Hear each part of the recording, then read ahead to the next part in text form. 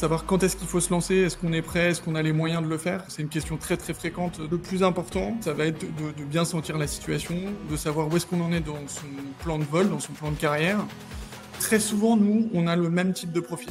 Le profil type, c'est un professionnel de santé qui a éprouvé à minima le salariat ou en fait la collaboration en ayant parfois pour beaucoup d'entre vous d'une société d'exercice libérale, donc un actionnariat minoritaire.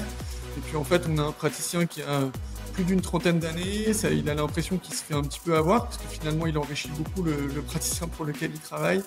Et puis il a envie d'acquérir, c'est un peu sa liberté, son indépendance. Le contexte dans lequel on peut se lancer, voilà, est-ce que vous êtes salarié, est-ce que vous êtes déjà en 100% en libéral, en BNC, ou est-ce que vous êtes associé minoritaire d'une CELAR, qui est une formule qui fonctionne énormément chez les dentistes?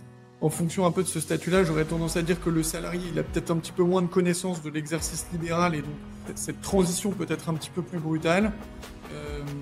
Celui qui est soit déjà en libéral, il connaît. Celui qui est associé minoritaire d'une CELAR, il a pu observer un peu le mode de fonctionnement. Et donc j'aurais tendance à dire que pour les cas 2 et 3, aucune hésitation à se lancer.